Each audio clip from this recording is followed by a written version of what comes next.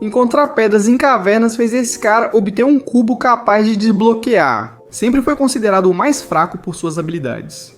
Por isso, a garota popular que cresceu com você gosta de você, mas uma gangue obcecada por ela te bate e humilha até você chegar ao fundo do poço. Bem, essa história começa com esse cara aparentemente normal, que aparece nessa cidade com bastante estilo. No entanto, graças a algum tipo de poder, ele desaparece. Enquanto isso, uma menina em uma escola comum recebe uma ligação avisando que virão atrás dela e que deve se preparar. A garota nessa idade não entende muito. Mas ao ver que seus colegas desaparecem e só restam um monte de caras de terno, além de Túrpio, é uma situação que muda completamente a atmosfera do lugar. Ela resolve seguir as instruções do homem da ligação e chega a um depósito. Felizmente acaba sendo o cara de antes, usando o teletransporte para salvar a garota. O problema é que os 4 de antes não vão facilitar para ele. Por algum motivo eles precisam dessa garota. A parte épica começa quando o cara mostra seu condicionamento físico superior apenas correndo. E quando ele se afasta o suficiente, colocando a garota em segurança dentro de uma barreira mágica, ele volta para mostrar seu verdadeiro nível como deve ser. O humano, aparentemente normal, tem uma força absurda e derrota a cara sem nem se abalar. Mas mesmo assim, seus rivais também parecem ser uma espécie de super-humanos que aguentam muito. Só vão parar quando um dos dois morrer. A tensão continua aumentando, a luta fica muito séria e as pessoas comuns percebem isso quando veem prédios sendo literalmente lançados na cara. No entanto, o aliado claramente é superior quando desintegra tudo o que se aproxima, transformando isso em uma massa que destrói seu rival, levando-o ao que é conhecido como ciclos, que assim como em Jujutsu, trata-se de um espaço totalmente controlado pelo anfitrião do poder. O tipo de traje está finalizado, enquanto demonstra que não há um limite para o seu poder. O super-humano devolve o tempo, reparando todos os danos para que a pequena Shen-Yao não se lembre de nada do que aconteceu e possa continuar sua vida exatamente como deixou com seu amigo de infância. E que justamente é o protagonista dessa história, chamado Xiao Shi.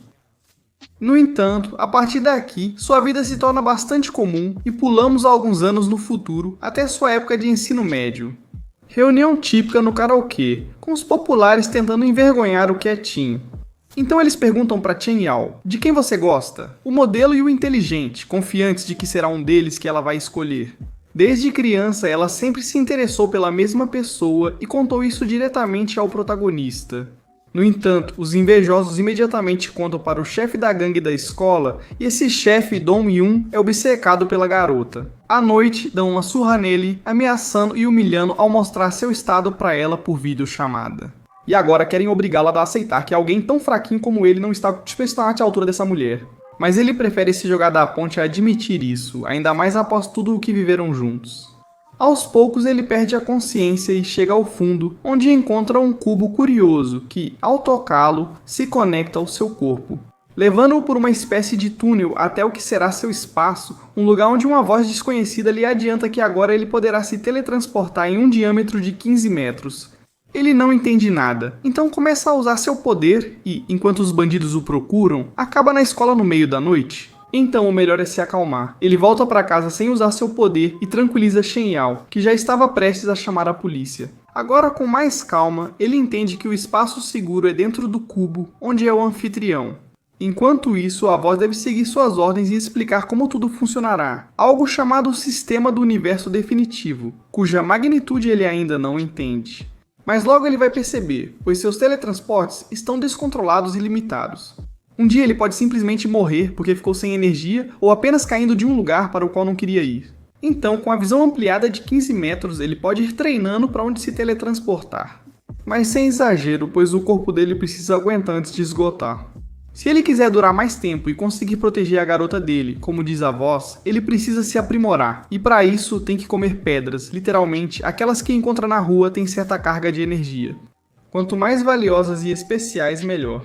Então ele começa a praticar com sua nova visão e encontra uma pedra comum que, ao usá-la no espaço do cubo, o poder surge de repente. E uma simples pedra de nível baixo adiciona 2 pontos de força e 1 de resistência, melhorando seu DNA. Mas mandando-o para a cama novamente no dia seguinte, já descansado, ele vai para a escola, onde sua amiga parece estar mais apegada a ele depois do que aconteceu.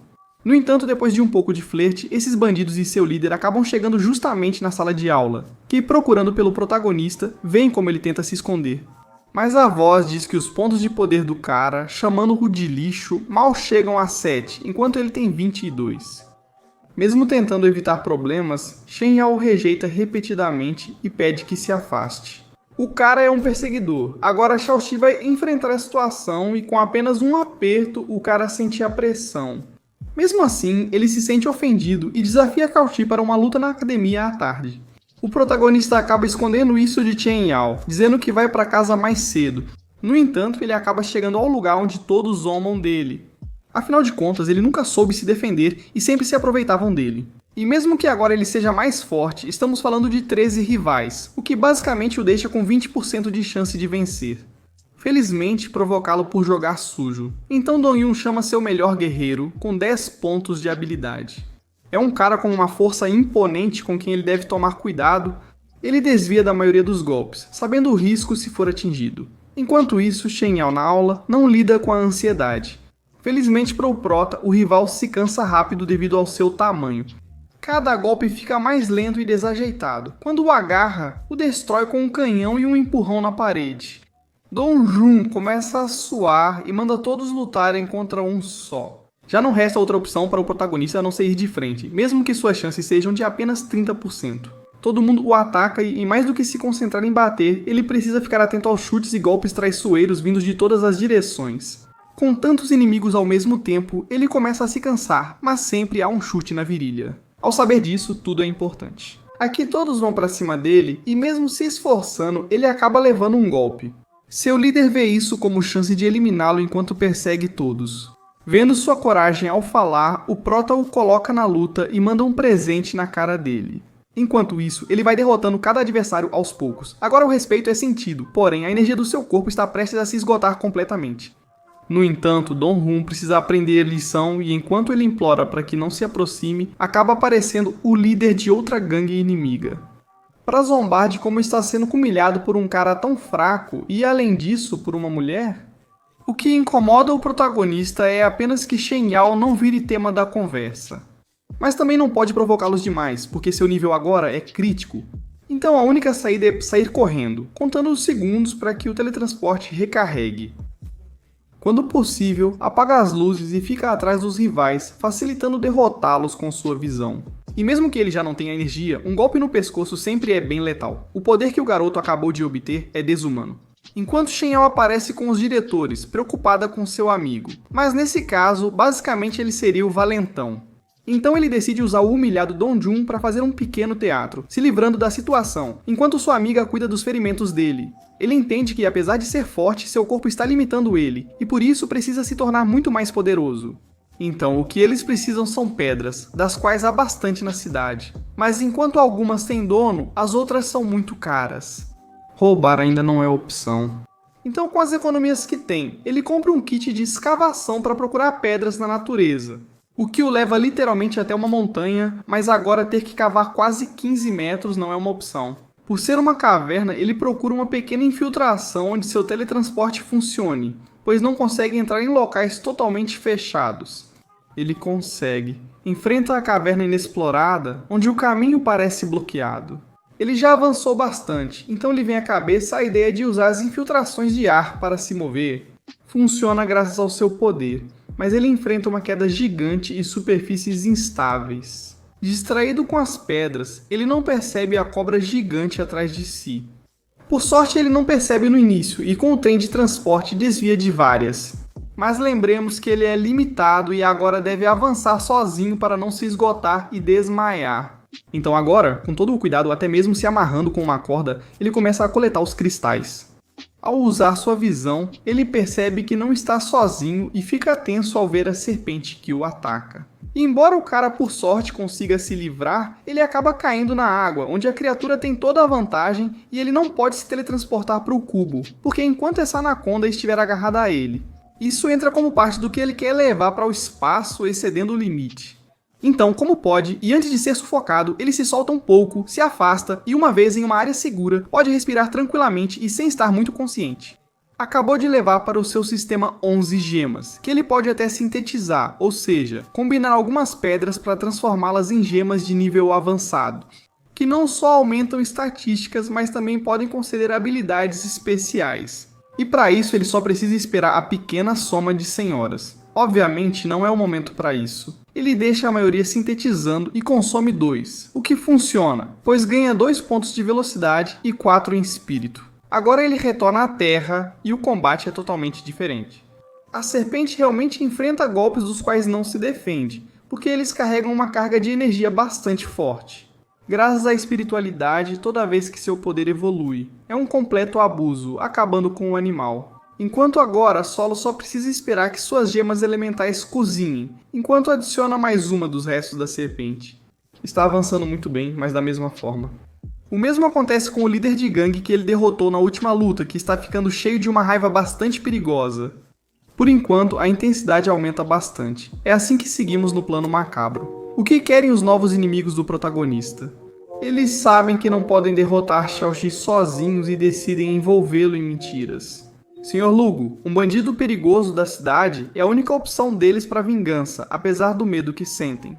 Enquanto isso, o protagonista aproveita o dia seguinte em um grande encontro com Chen Yao, mostrando que está mudando. Agora ela o vê mais forte e cheio de confiança. Algo bem real quando ele pega na mão da garota, que já está aceitando que as coisas estão ficando sérias, mas ele pede que de agora em diante possa contar com ela nos problemas que tiver. E embora o prota prometa isso, o sistema do cubo sabe que ele não passa de um mentiroso.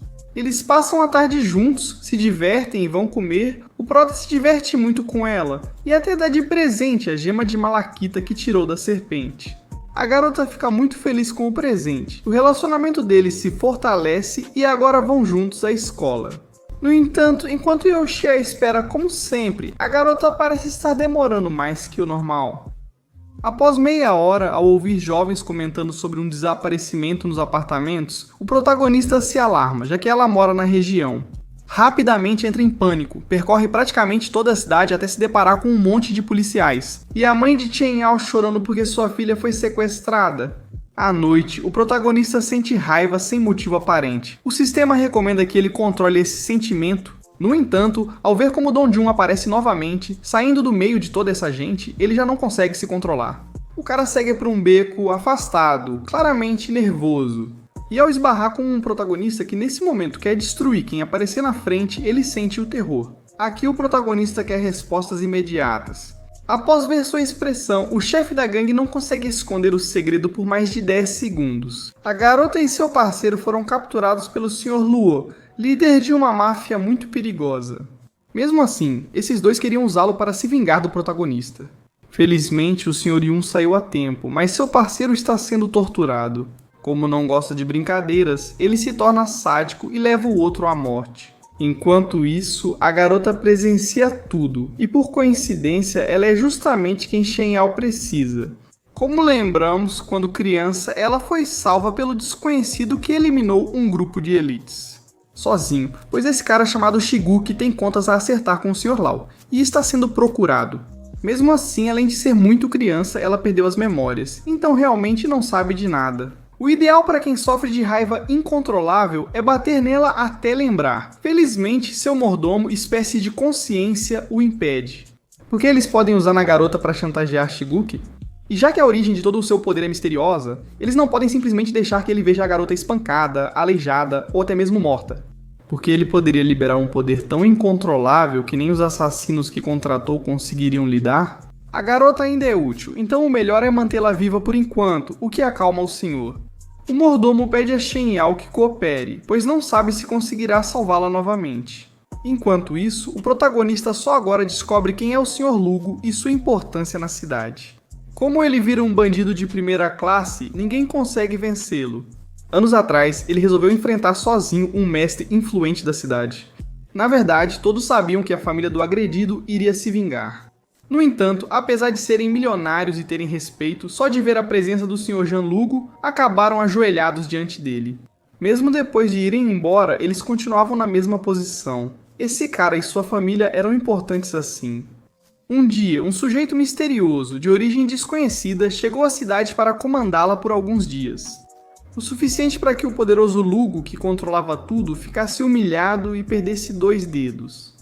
Desde então, o sujeito dedicou tempo, dinheiro e até o respeito e apoio da família para encontrar e conseguir se vingar do desconhecido incontrolável. Então agora que Ele tem a garota que, exceto quando criança, pode usá-la e não vai perder nenhuma chance de encontrá-lo. História interessante e informação valiosa para o protagonista. O que importa para ele é tirar Shen-Yao desse jogo de mafiosos. Ele agradece a Dong Jun pela informação, termina perdoado, mas alerta que estudantes comuns não podem enfrentar mafiosos desse nível. O protagonista pede para ele não se comparar e diz que pode ir à polícia, enquanto ele mesmo vai atrás da garota. Já que, de forma calculada, a gema que ele deu emite um sinal que pode ser facilmente rastreado, e que o leva até este prédio abandonado, onde Gianluca está organizando os capangas nos quais gastou sua fortuna.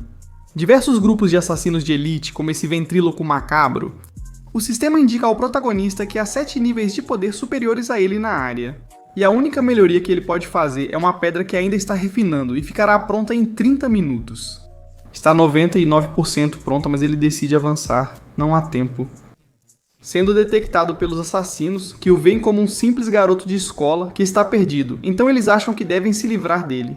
É assim que o prota se depara com um prédio de vários andares cheio de trancas.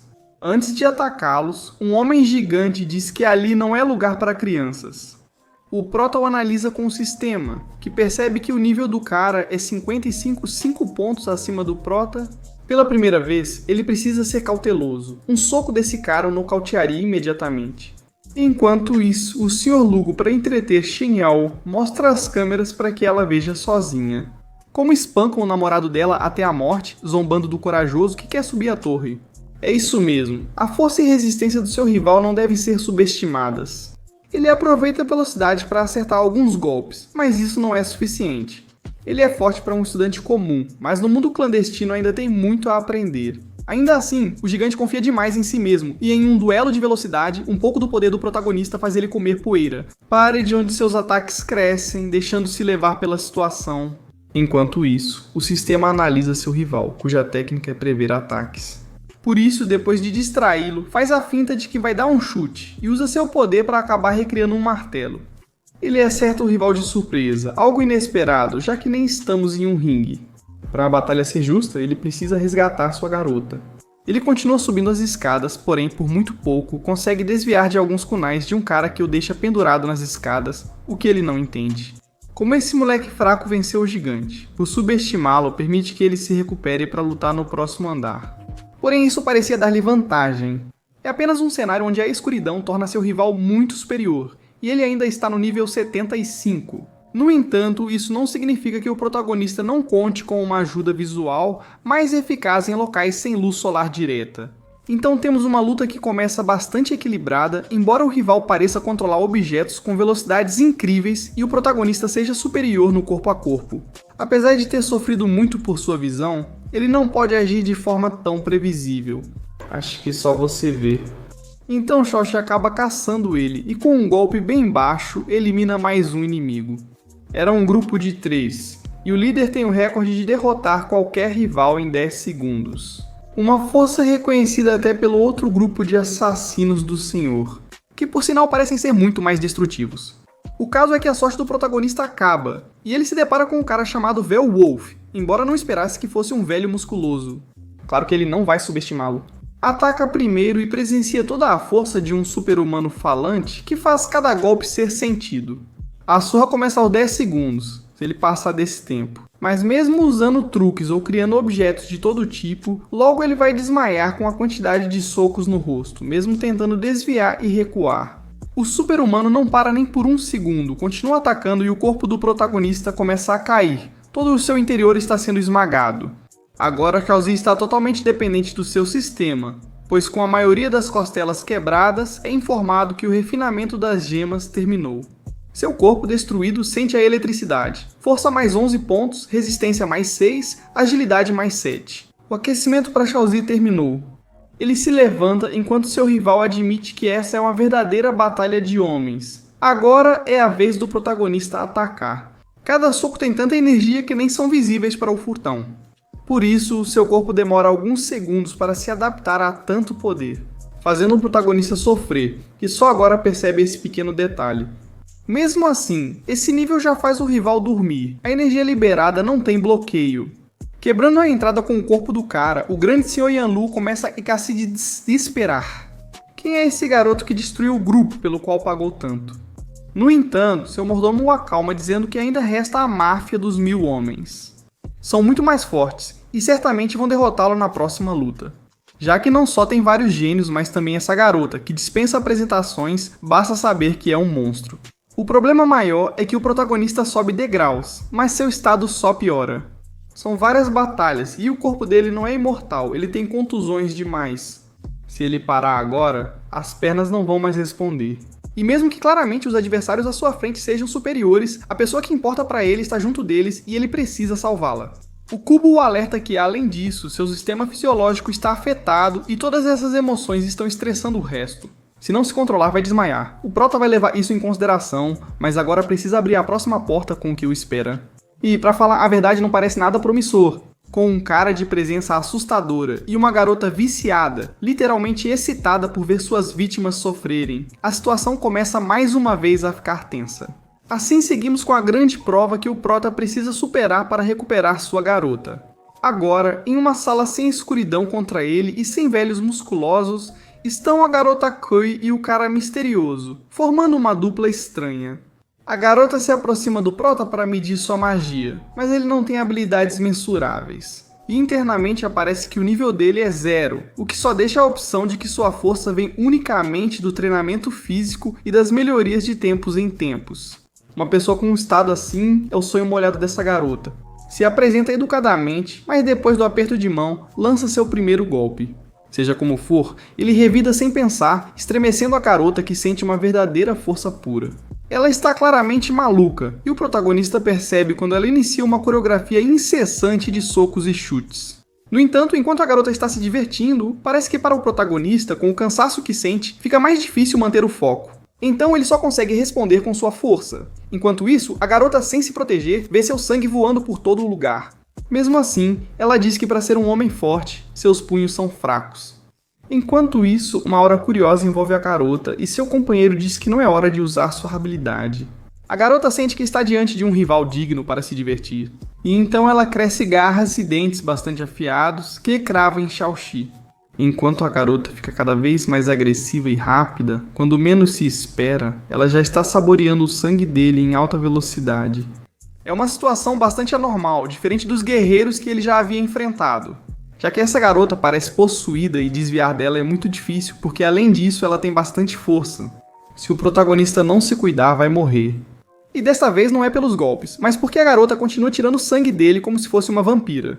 O curioso é que ela realmente é uma fera. E o sangue? Com a pureza e o refinamento do protagonista, ela ajuda seu corpo a evoluir.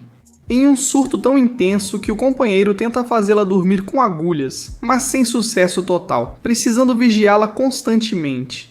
Enquanto isso, o protagonista sabe que, se o cara entrar na luta, não conseguirá lidar com os dois, pois é um super-humano perigoso, mesmo parado. E fica claro que ele se segura por não poder se afastar de Kui, provavelmente porque, ao expor seu poder, acabaria perdendo o controle. Agora dá pra ver como o cara está nervoso. Ele até diz ao protagonista que, se procura a garota do último andar, deixará ele passar sem lutar. No entanto, Xiaoxi é esperto e sabe que esses caras foram pagos, então precisa garantir que não o ataquem quando virar as costas. Então, fingindo confiança mesmo estando quase morto, ele diz para o cara lhe dar uma prova de lealdade. Encurralado, ele propõe assinar um pacto de sangue de não agressão para todo o seu clã. O protagonista teria cedido só com a palavra, então ele apenas ri. O velho se impressiona com a determinação dos jovens de hoje, e informa a loira que, devido à situação de Kui, os planos mudaram e eles vão se retirar. Em segundos, uma presença estranha nocauteia a garota. É Sigu Kui que finalmente aparece. Os planos para o Sr. Yanluo estão mudando. Ele ficou sem assassinos, então, segundo o mordomo, o melhor é se retirar. O milionário é bastante teimoso e diz ao ventríloco macabro que pagará o triplo se ele conseguir cumprir a missão de matar Shiguki. Esse cara só se dedica ao que lhe interessa e não aceita ser manipulado, mesmo com pagamento. Já que o conhecido como Musan é o membro mais arrogante de um grupo chamado de Osso Maligno. E agora, esse cara está muito interessado em desafiar o protagonista para nos dar o que será o melhor combate corpo a corpo, com grandes níveis de poder do que vimos até agora na série. E é que, enquanto o estudante ferido recupera o fôlego, ele sabe que precisa continuar avançando se quiser salvar sua garota. Então ele entra na próxima sala, dessa vez tentando detectar os inimigos poderosos que ainda faltam. Por algum motivo, uma das marcas sumiu completamente. Seria positivo se o último rival não fosse Muzan. Um cara que, sob a análise do sistema, só tem nível 7 de magia. Um cara mais fraco do que os bandidos que enfrentavam a escola. Mas sua presença é bastante contraditória e principalmente com a marionete que o acompanha com uma pedra mágica em seu interior. Xiaoxi fica sem saber o que pensar e não tem tempo, pois o homem já começa com um chute letal. E com uma animação de 6 episódios de solo leveling em uma única cena, vem aí a luta épica. O cara, assim como o protagonista, não tem magia, pois seu nível vem de habilidades bem mais difíceis de obter. Para Xiaoxi é a força, para seu rival, a técnica com talismãs e ventriloquia. Por isso a luta se torna um corpo a corpo épico, com todo tipo de socos e chutes. Muzan está tão ansioso para ver qual das duas forças é superior, e o protagonista é obrigado a se adaptar à batalha. A luta fica cada vez mais acirrada, usando todo o cenário a seu favor. Paredes e colunas começam a ser destruídas, enquanto Xiaoxi tenta impedir que ele use seus talismãs, lançando tudo o que tem ao seu alcance. Muzan é muito rápido e, ao atacar as costelas com talismãs explosivos, acerta o protagonista e o faz recuar. Algo negativo, pois isso permite que use sua marionete, controlando a distância com precisão e disparando muitos raios por segundo, bloqueáveis só no milímetro. E Xiaoxi sabe disso sem esperar esse golpe letal do rival, cuja força realmente o faz sangrar muito. Mas também lhe dá a oportunidade de pegar o cara pelo cabelo, ganhando firmeza, o que desespera Muzan enquanto carrega um soco que, ao impactar e com tanta força, arranca parte do cabelo dele. No entanto, esse soco era mortal, e graças ao seu talismã defensivo, o cara se levanta novamente. Muito ruim, pois a Locanek sabe que o cabelo branco lhe dá sua forma final. Xiaoxi percebe que está encrencado ao ser golpeado tão rápido que mal nota seu rival enchendo o braço de talismãs. Enquanto isso, tudo o que ele pode fazer é desviar, enquanto a marionete é quem agora brinca com ele. Enquanto isso, Muzan conta que cada um dos talismãs que coloca custa 5 milhões de ienes. Derrotar o protagonista está lhe custando 25 milhões no total, só para fazê-lo se ajoelhar e por isso agora ele vai fazê-lo explodir. Enquanto isso, o Sr. Lugo parece estar satisfeito já que tem o dinheiro. No entanto, confiante em sua vitória, ele vê Xiaoxi aparecer entre o fogo, usando sua pá de escavador, que custa no máximo 25 ienes para proteger o rosto. Muzan não entende, se desespera e ataca rapidamente. Mas o protagonista, mesmo sem entender a habilidade, é bem mais rápido, atacando o adversário rapidamente como um saco de pancadas. Ele devolve todos os golpes e muitos mais, enquanto destrói suas armas e arranca à força o branco do cabelo dele. O cara está destruído e o protagonista também. Mesmo vencendo, ele quase desmaia. Enquanto isso, o Sr. Lugo, com seu mordomo, sabe que precisa usar sua última arma. Porém, Muzan ainda não terminou com a última explosão de sua marionete enquanto foge. Felizmente, sua boneca não responde, mas a batalha continua. O cara segue gastando em talismãs para derrotar o protagonista, que só cai ao desviar. O problema é que, após nova explosão, o fogo o cerca, fazendo-o perder um pouco a consciência e lembrar de Shen Yao. Ele não pode desistir, precisa se impulsionar mais uma vez, levando Muzan ao chão em uma explosão, o que deixa Xiaoxi bastante queimado. Apesar de ficar com a marionete, o homem ferido foge rapidamente. Era forte, mas o protagonista não tem tempo, sobe ao último andar e encontra o perdedor que pergunta: onde está essa garota? Mas ao libertá-la e achar que tudo está bem, era uma armadilha do Sr. Lugo, que tinha uma bomba e os prende sob os talismãs de Muzan. Então o protagonista, como medida desesperada, prende a bomba em seu cubo. Fazendo a garota crer que tudo está bem e que ficarão juntos, eles se reencontram. O que ele não sabia é que 10 segundos depois, quando vemos a explosão no sistema, e ela se combina com a da marionete que ficou em seu interior. Ele é destruído por dentro, deixando um buraco no cubo. Algo que o protagonista não sabia e que o deixa totalmente imóvel. Enquanto a garota, tentando fazê-lo voltar à razão, leva um tiro do Sr. Lugo, que decide terminar o trabalho antes de ir embora. Shen Yao acaba morta, enquanto Shigoki aparece no local para pegá-la mais uma vez nos braços e dizer ao protagonista que ele ainda não consegue se proteger nem a si mesmo. E não poderá fazer nada por uma garota que ele ainda não entende, deixando-o totalmente ferido, um pouco confuso e sem sua namorada. É assim que ficamos logo após a grande batalha, com um protagonista angustiado porque dessa vez ele não conseguiu fazer nada para salvar sua garota. Na verdade, seus poderes neste momento são limitados, o cubo está no limite e as únicas habilidades disponíveis são teletransporte e visão aumentada. Enquanto isso, ele não sabe como responder à mãe de Shen Yao pelo que aconteceu com ela. Surge então uma mulher misteriosa afirmando saber onde está o Sr. Jean Lugo, levando o assunto até uma cafeteria, onde descobrimos que a garota misteriosa consegue confirmar a suspeita que o protagonista tinha. Já faz um tempo, pois neste mundo, onde agora se sabe que existem super-humanos, mutantes, até mesmo cultivadores, era praticamente óbvio que deveria existir uma organização responsável por manter tudo sob controle, e que, segundo ela, inclusive vem o protegendo desde que ele obteve seus poderes. Algo que pra ele tanto faz, certo? Porque alguém que quer protegê-lo, ajudá-lo, não teria 3 caras armados. Enquanto isso, ela mesma está prevenida, então diz pra ele que de qualquer forma não vai conseguir capturá-lo. Então o melhor é todo mundo se acalmar. O prota confirma que ela faz parte de uma agência que controla super-humanos. Então, ao querer saber o que ela está procurando, ela diz que precisa que ele a ajude em uma missão de mercenário. Quem atinge grau B em um mês é o candidato ideal.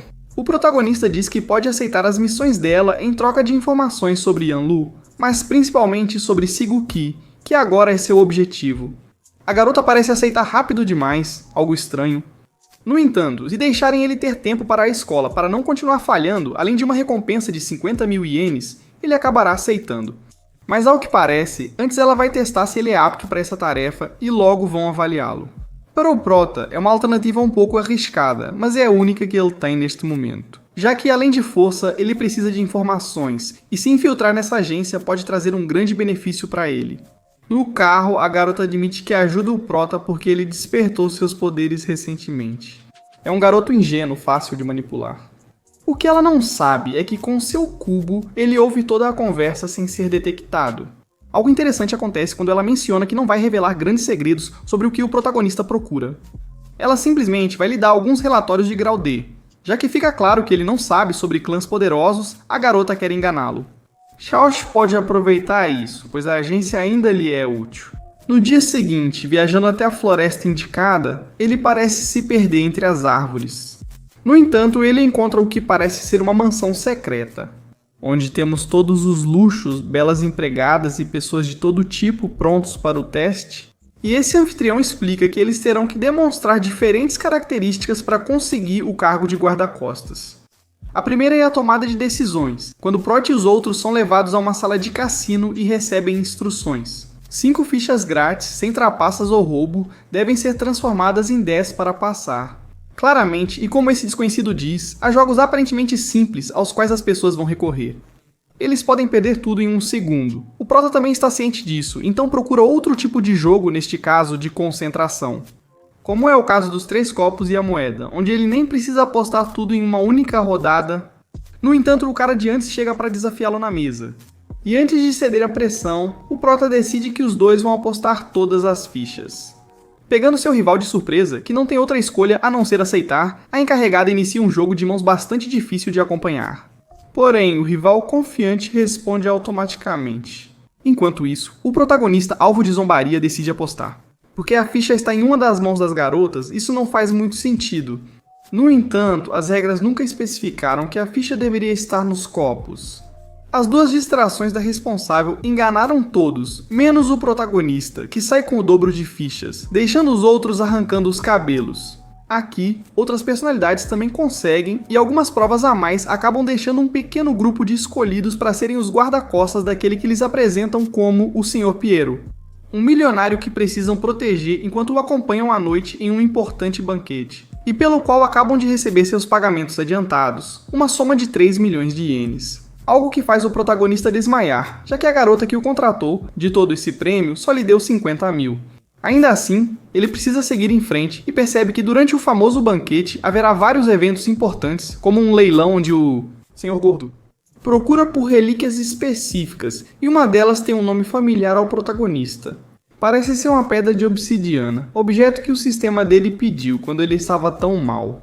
Então, essa missão pode oferecer conhecimento e até mesmo alguma melhoria para o seu cubo.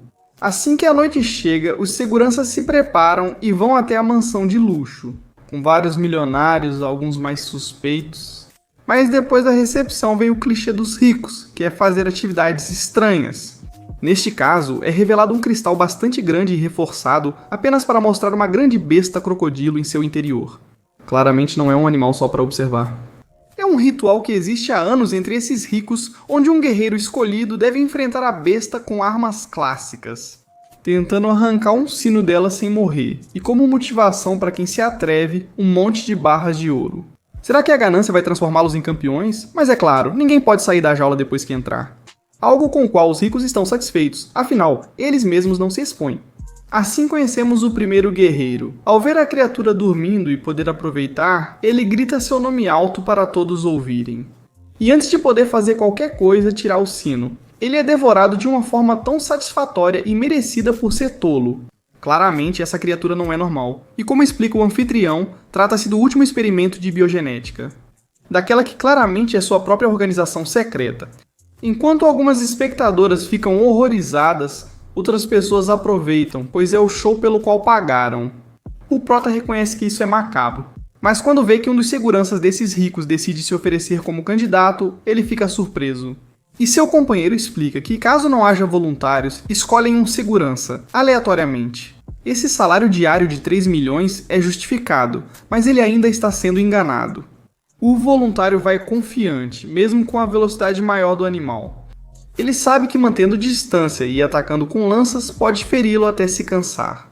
No entanto, Shoshi sabe que ele ignora as melhorias genéticas e por isso está ainda mais condenado. Voam alguns pedaços por aí, alguns olhos nos vidros, o cenário se enche do sangue das vítimas. Cada morto faz com que a recompensa aumente em lingotes de ouro. Então, com essas condições, aparecem 2 novos candidatos. Um deles é o cara durão do time do prota, enquanto o outro é alguém trabalhador, que só busca que seu chefe o valide, o reconheça. Se houver 2 candidatos ao mesmo tempo, eles devem primeiro se matar, o que é ilógico, pois ficariam muito cansados para enfrentar o animal. No entanto, o cara durão parece despreocupado porque leva apenas alguns segundos para atacar seu rival. Com a habilidade vampírica, ele suga sangue e energia do rival, ficando ainda mais poderoso. Para enfrentar a besta, ele não leva armas para que seja uma luta justa. Ainda assim, ele tem reflexos e presença tão grandes que, com incrível habilidade, arranca a cabeça da besta, em um golpe instantâneo que o coloca como um dos claros favoritos. E Xiaoxi sabe que seu nível está no mesmo patamar que o dele. Enquanto isso, ele recebe o sino e o prêmio em ouro. Essa vitória merece um brinde entre esses ricos que não precisam mover um dedo sequer. E por isso, eles mesmos esperam que o anfitrião não lhes ofereça apenas isso, mas que os surpreenda. Parece que assim chegamos ao prato principal. O elevador sobe novamente. Enquanto isso, Xiaoxi sente que a besta é extremamente poderosa, mesmo sem as estatísticas do cubo. E em nenhum momento estará sob o controle de ninguém. Trata-se do experimento definitivo da biotecnologia, o perigoso Talgu 17, que abrirá caminho para um verdadeiro caos no local. Agora seguimos com a apresentação da besta, uma deformidade criada por engenheiros de biotecnologia, que combina a agilidade de vários felinos com a força dos ursos. O protótipo perfeito para dilacerar humanos e com a única fraqueza de ser extremamente violento. Todos estão assustados, mas garantem que está tudo sob o controle. O protagonista nota que a aura do animal é impressionante, mas há algo além disso. Seu sistema sente uma aura pesada em alguém da própria equipe? Mesmo com recompensa quase dobrada em ouro, já temos um voluntário. Porém, ao atacar, a criatura o ignora e vai direto ao vidro sem controle. O protagonista sabe que o vampiro deve ter soltado algo durante a luta para descontrolar a criatura desse jeito. Na verdade, neste momento o anfitrião já não está tão tranquilo. Ao ver a brutalidade e inteligência do experimento, a maioria dos espectadores se desespera. Ele quebra o vidro, causando caos na mansão, mas o protagonista sabe que tudo foi planejado. Porém, essa confusão permite que ele se aproxime do parente de Jean Lugo e inicie sua vingança. No entanto, os controladores, guardas mais poderosos do local, surgem para acalmar todos e impedir que saiam dos lugares, enquanto dominam com força a suposta besta temível. A celebração continua, mas Xiaoxi nota a ausência de alguém em sua equipe e começa a entender a situação. É que dentro da mansão, os guardas estão fazendo uma inspeção de segurança. Enquanto isso, a garota de Maria Chiquinha avança, eliminando qualquer um que encontra no modo furtivo sem ser detectada nem mesmo pelas câmeras. Chegando até esse porão protegido e usando as digitais de outra pessoa, ela acessa o Salão dos Tesouros. O problema é que já estava esperando por ela um controlador, um cara bastante ágil. No entanto, essa mulher poderia reagir e seria mais forte se não houvesse guardas, distraindo-a e permitindo um ataque pelas costas. É assim que o protagonista aparece do nada para salvá-la, e já que o cara fica convencido, ele ensina a respeitar de uma forma bastante dolorosa. Mumu não sabe se pode confiar nele, mas o protagonista a tranquiliza, dizendo que entende a situação. Ela é mesmo a mulher que ele deve proteger e pela qual foram contratados. Já que, sendo bastante observador durante todo o caos que havia, o velho milionário sempre esteve à frente, em posição defensiva com os outros seguranças, enquanto criava um cenário perfeito para que ela pudesse se esgueirar e pegar os tesouros. O problema é que agora eles já deveriam ter movido todas as relíquias. Eles não vão encontrar nada e os controladores já estão a caminho para acabar com eles. O protagonista e a garota chegam a um quarto antes e os inimigos usam granadas de luz. O protagonista aproveita o espaço ideal para criar um objeto e revidar com uma ótima jogada, deixando os rivais sem visão e aproveitando para se esgueirar um pouco. Esses caras estão por toda parte e mesmo classe B ainda são fortes. 3 juntos, os reflexos acabam falhando e o protagonista acaba sentado. Porém, sua confiança aparece quando tem algo preparado, e é com a granada falsa que engana eles. É assim que ele consegue avançar um pouco mais junto com a garota, que sabe onde fica a saída, e ele tem a força para levá-la até lá. Mesmo feridos, Xiaoxi sabe que não podem apenas esperar pela morte. O protagonista vai na frente, mas como não está com a garota, que é prioridade dos controladores. Um deles vai procurá-la, deixando 1-2 contra 1, que muda completamente quando ela aparece pelo teto. Com uma habilidade inata, com a katana e com os socos de Xiaoxi, esses 2 classe B acabam sendo derrotados. O protagonista usa sua visão aumentada para encontrar onde os tesouros foram levados. E enquanto a garota procura o que tem valor, o protagonista só seleciona as melhores pedras, as gemas de qualidade para cozinhá-las e adicioná-las às suas estatísticas. Por fim, vendo a famosa obsidiana para o sistema, eles pegam tudo, e enquanto avançam, Mumu diz ao protagonista que estão sobre o laboratório de biotecnologia. Que, como já vimos, é um lugar perigoso, cheio de criaturas deformadas, mas ao mesmo tempo, um andar abaixo há um grande esgoto que pode levá-los direto para a superfície. E já com Saki, a garota conhece o lugar, mas o protagonista tem um mau pressentimento. Enquanto isso, vemos os controladores feridos e a chegada do chefe deles. Um cara que claramente parece forte, mas que além disso, ao ver o estado deles, lhes dá uns comprimidos que os obriga a engolir. Felizmente, é um medicamento de cura avançado. Mumu diz ao protagonista que o principal é fugir, mas ele ainda tem algo para fazer antes? E é que neste lugar, claramente, temos uma mente mestra por trás de todas essas criaturas modificadas. E embora tenham nos feito acreditar que tal Gu-17 era a perfeição dos experimentos, este doutor realmente está obcecado com as modificações biogenéticas, mas em humanos? O protagonista acha melhor fugir, pois suspeita que a garota esconde algo. Mesmo assim, como guarda-costas, continuará com ela. Embora assim que sai do elevador, a garota já dá conta de um esquadrão inteiro. Com o mapa, eles se orientam e seguem para o laboratório principal e depois para a saída. O problema é que este andar é o mais perigoso e os controladores já estão se aproximando, então eles avançam rápido enquanto encontram um monte de monstros de todo tipo. Como o Instituto busca a arma biológica mais poderosa, tudo é sombrio lá, e mesmo assim continuam avançando. Ela considera essas pesquisas em animais perigosas. Após abrir um quarto, avisa ao protagonista que o pior ainda virá. Ao verem vários espécimes estranhos e uma doutora que parecia aguardá-los, ela comenta ao doutor que ele está bem calmo. Na verdade, ele conhece a garota dizendo que ela estava atrasada, já que acontece que Mumu está procurando uma droga específica que o doutor produz. Eles combinaram que ela entregaria o tesouro da mansão, já que embora ele trabalhe para o dono, o milionário só pede armas genéticas em animais, e ele busca fundos para testar em humanos. O valor desse tesouro pode lhe dar essa oportunidade. Eles mostram que ele já trabalhou nos mesmos controladores, pessoas antes fracas promovidas ao grau B. Ainda assim, ele acredita poder melhorar ainda mais, não se importando em criar monstruosidades ou fazê-las sofrer para atingir seu objetivo. Na verdade, ele fala bastante para no final revelar que ainda não tem o remédio que a garota precisa. Para a doença do avô, ela acaba dando uma surra nele. Mentiu pro velho. Ele não pode permitir que essa pesquisa continue e a criação dessas armas monstruosas. Por isso ele tem que destruir tudo com a ajuda do protagonista. No entanto, aqui de repente, algo que não entendemos simplesmente desaparece. Até ouvir a voz do sistema, que enfim assimilou a obsidiana obtida por eles. Claramente já sentíamos falta do cubo, enquanto vemos que o sistema foi completamente reiniciado, mas tem mais. Sua atualização lhe dá melhorias incríveis, um espaço muito maior, mais capacidade. Agora, seus teletransportes e visão alcançam até 30 metros. E agora pode aprimorar tanto seu corpo quanto objetos que cria. Toda essa atualização enche a cabeça dele de estresse, enquanto vemos como o Mumu acaba liberando as espécies por todo o lugar.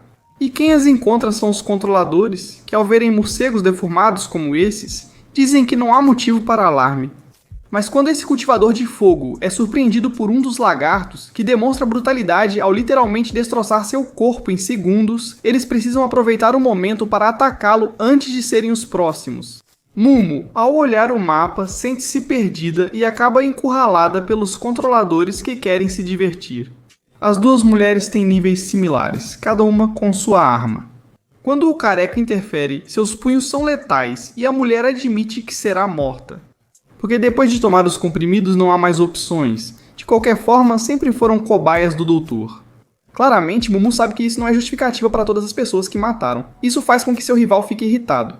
Mas quando está prestes a receber o golpe final, o quarto inteiro para e a aparição de Xiaoxi, de forma épica, explode tudo.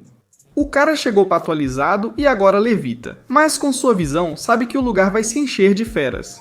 E antes de ser devorado com seus 30 metros, ele acaba se teletransportando com a garota diretamente para os esgotos. Enquanto seus rivais, muito provavelmente, vão sofrer. No entanto, o protagonista está distraído com outra coisa, vendo a troca de roupa da Mumu. Enquanto isso, ela tenta dizer algo para ele, mas aparece um cara atrás deles que eles não conseguiram detectar em nenhum momento. O cubo sabe que o nível de poder dele é alto demais para ser medido, e que não é outro senão o chefe que vimos antes. E tem certeza de que ele não os deixará ir a lugar algum. Nos preparando para o combate final entre dois humanos, ambos com seu poder máximo para uma batalha épica. No entanto, até aqui vão os capítulos 10 e 11, já que só nos resta o último. Que graças ao quanto somos abençoados. E pelos avanços, vem aí outro capítulo animado e insano. Uma luta nos esgotos em níveis épicos que vocês vão ver resumida neste canal antes de qualquer outro. Inscrevam-se para receber assim que estiver pronto. Essa série conseguiu manter aquele nível de animação que tanto gostamos desde o primeiro episódio. E embora o primeiro, o sétimo e o último que teremos sejam os episódios mais brutais em termos de coreografias, ambientação e animação, a série também entretém. E esperamos que em breve nos surpreendam com a notícia de uma segunda temporada. Dada a popularidade nas redes e o sucesso no TikTok, esperamos que haja uma continuação. Estou gostando muito da série, espero que vocês também possam aproveitá-la completa. Obrigado por assistir ao meu resumo. Enquanto não saem novos capítulos desse donga, deixo outra história que é muito boa e pouco conhecida. Como o herói mais poderoso, respeitado por homens e admirado pelas mulheres. Literalmente, o cara se chama Nice. Ele se mata 10 minutos após o primeiro episódio, diante de um assalariado recém-demitido. Mas isso muda a vida dele. Pois essa história e proposta dos agora populares estúdios chineses nos apresenta Nice como a figura do herói perfeito no mundo. Já que com seu grande poder e com a ótima imagem que as empresas criam para ele, é um personagem intocável. E para isso ele conta com o apoio do especialista em marketing e protagonista Lin, que escreve e dirige os comerciais para endeusar Nice, e que todos possam vê-lo em qualquer lugar. No entanto, ultimamente, ao tentar fazer com que as pessoas pensem que elas também podem se motivar e ser heróis, ele acaba recebendo uma rejeição dos seus chefes, pois eles não podem permitir que os pobres plebeus da cidade se sintam importantes. Eles devem continuar sendo apenas fãs do que realmente importa. Então, o protagonista é dispensado de uma forma tão gentil que ele acaba no último andar do lugar pensando no que fazer. Ou talvez o melhor seja se jogar no vazio. Pelo menos até que ele sente uma grande presença atrás dele, que não é outro senão o lendário Knight, que, imponente como sempre, ninguém consegue vencer e é respeitado por todos. Enquanto ele se aproxima, a câmera desacelera e o cara faz uma careta pra ele. E é ele quem se joga no vazio, dá pra ver claramente como a cabeça dele se desloca um pouco ao bater no chão. Link está em choque, não entende como o grande Nice que sempre voou está agora no chão esmagado. O que houve? Então, rapidamente, pessoas superficiais que não se importam nem um pouco encontram nosso protagonista. Após ver a homenagem, eles precisarão fazer várias ligações, pois estão com problemas. Eles são a equipe de trabalho do herói de Nice? Eles tentam interrogar o protagonista, mas ele só viu o mergulho. Então essa mulher de negócios loira liga para o chefe tentando não alarmá-lo. Porém, ao tentar fugir, o protagonista é apagado com um balde de tinta na cabeça. Nesse momento ocorre a revelação. Lindsay parece muito com Nice, por isso tem o plano perfeito. Para evitar pânico, eles o farão de herói. Assim, dias depois, o protagonista, com um tratamento duvidoso no cabelo, vira o substituto em uma semana. Eles nem se importaram com o que aconteceu com o verdadeiro herói. E ao que parece, ninguém se importou, pois maquiaram o cadáver para parecer Link, eliminando a antiga identidade do protagonista, o que virou notícia lida apenas por sua mãe, algo bem pesado para ele. Mas ele também sabe que esse é um momento que pode aproveitar para fazer algo mais com sua vida patética e comum. Na verdade, ele não tinha contado para eles. Neste mundo, heróis ganham o poder da confiança dos seguidores conforme a satisfação das pessoas. A pessoa se torna mais poderosa, permitindo que qualquer humano ganhe confiança, força e desenvolva melhores características físicas e de poder. Além disso, a loira especialista em criar imagens artificiais de celebridades o apresenta à sua namorada. Um verdadeiro show para as massas. No entanto, o cara está muito nervoso porque sempre gostou da garota. Ele sempre ficou animado desde os comerciais dela e agora terá contato com ela. É claro que provavelmente ela conhecerá o namorado dele e descobrirá tudo logo. Ainda assim, enviam ele à guerra sem armas, restando apenas confiar, segurando a garota pela mão, como Nice faria. O problema é que o encontro deles é para um evento de casal perfeito, onde farão perguntas para ver o quanto se conhecem. E tudo isso sendo conduzido por outro herói bastante relevante, que o odeia e que já suspeita que esse Nice não passa de um impostor. Felizmente, o protagonista Fangi faz perguntas que nem a garota sabe, mas responde tudo perfeitamente, o que a deixa envergonhada, enquanto o hater dos heróis fica desesperado. E embora já tivesse algo planejado ao trazer, esse detector de mentiras não funciona porque tenta fazer com que Nice confesse se Moon é sua namorada, ou se é só novela da internet. Tecnicamente seria a segunda opção, mas ele pensa por alguns segundos. E muito bem, dando uma resposta incrível que deixa todo mundo satisfeito, menos seus inimigos. Já que ele diz que ela não é sua namorada, mas sim sua deusa. Algo que é totalmente honesto, o que só mostra ainda mais que o relacionamento é bem amoroso e as redes explodem de fãs apoiando o casalzinho e, consequentemente, melhorando as estatísticas do prota. Então, o herói 250, bastante humilhado, decide usar mais uma coisa. E aí ele faz aparecer o antigo chefe de marketing, que após ter sido demitido pela suposta morte do prota, se tornou a melhor testemunha. Para mostrar que a vida do herói invencível Nice não é tão perfeita, eles tentam esconder bem seus erros. E é que se a confiança dá poder aos heróis, o medo e a frustração se tornam um motor do poder dos vilões. O cara estava cheio de medo, afinal era um homem de negócios e temia principalmente a falência. Principalmente se o responsabilizam porque um funcionário seu se jogou no vazio. Esse poder é representado por uma substância negra, que ele pode transformar à vontade em diferentes objetos bastante perigosos. Isso fica claro quando ele mata toda a sala. O protagonista sente sua força sendo consumida pelo medo, mesmo desviando facilmente dos ataques, enquanto os fãs do TikTok ficam emocionados. Isso sim, o fato de que seu rival não se rende e que ainda por cima ele precisa proteger sua namorada. Moon começa a enfraquecer seus ataques. Enquanto isso, o medo só aumenta em seu rival ao lembrar de tudo o que perdeu e quase o fez pular do prédio. Por isso, ele usará suas últimas forças para derrotar o protagonista. Nice tenta parecer confiante, mas percebe que está ficando sem movimentos de superestrela, e além disso, eles não parecem afetar seu rival nem um pouco. Na verdade, no final ele acaba levando uma pancada e batendo com a cara no teto. Enquanto isso, ele lembra que há alguns dias não passava de um humano comum com uma vida esquecível, algo que o medo aproveita para afetar sua mente. Porém, ainda existe alguém por quem ele deve lutar, aquela mulher que antes era só ilusão, mas agora é real, e apesar de sua vida ser comum. Neste mundo, onde heróis dependem da confiança, nem mesmo um dom permite quebrar regras e se tornar poderoso. Enfrentando um raio laser de seu rival, com a ajuda de seus punhos, ele acaba colocando-o para dormir com um golpe. A situação está resolvida. Isso é considerado uma tentativa de terrorismo. Nice percebe que, além de fingir ser o herói mais poderoso, também precisa se acostumar a esse papel. Por enquanto, a loira está calma e decide levá-lo ao Salão dos Heróis, um prédio enorme com os seres mais fortes e poderosos. Quanto melhor seu ranking, mais alto você mora e mais luxos terá. Agora o prota deve perceber que o tratam bem não por ser Link, mas por substituir Nice. Uma pessoa que há apenas alguns dias decidiu tirar a própria vida. Com uma motivação que deve ter sido muito forte e bastante obscura para deixar tantos luxos e reconhecimentos para trás.